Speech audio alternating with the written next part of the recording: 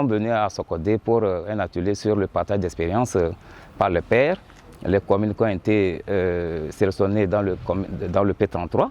Alors, ce matin, plus précisément, nous sommes venus pour apprendre sur les thématiques de la gestion de l'assainissement et de l'eau au niveau des communes. Vous n'êtes pas sans savoir qu'il y a plusieurs communes qui ont été anciennement accompagnées par la GIZ et qui disposent des expériences en matière de gestion, en matière d'assainissement et de gestion de l'eau.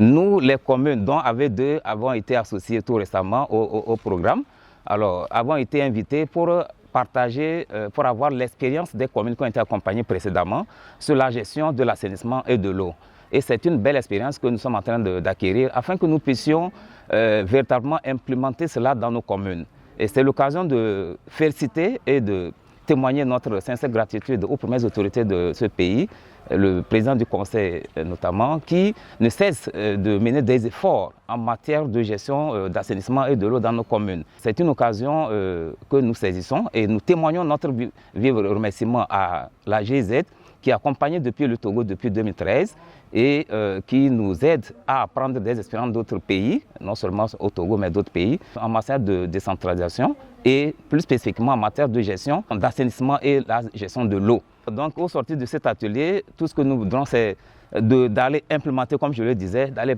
pratiquer ce que nous avons appris comme expérience auprès de nos collègues, de nos communes partenaires au niveau de AV2, pour que nous puissions effectivement donner une commune plus vivable et plus propice et plus active et attractive.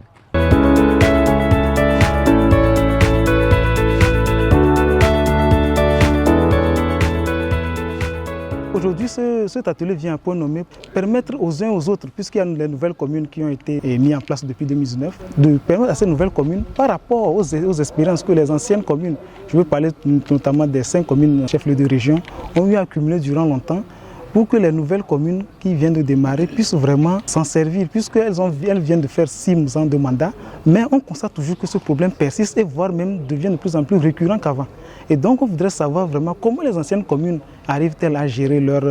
gestion des ordures, leur assainissement, l'eau, tout ça.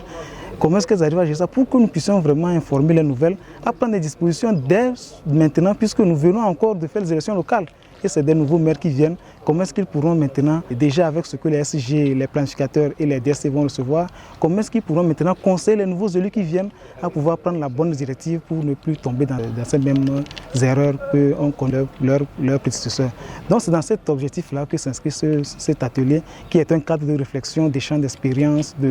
d'identification des bonnes pratiques pour que les nouvelles communes puissent s'en inspirer, pour permettre aux communes d'être plus assainies, d'être plus propres, pour que le cadre de vie soit vraiment vivable pour les jeunes, les femmes, les enfants, comme les personnes âgées, comme pour toute la population.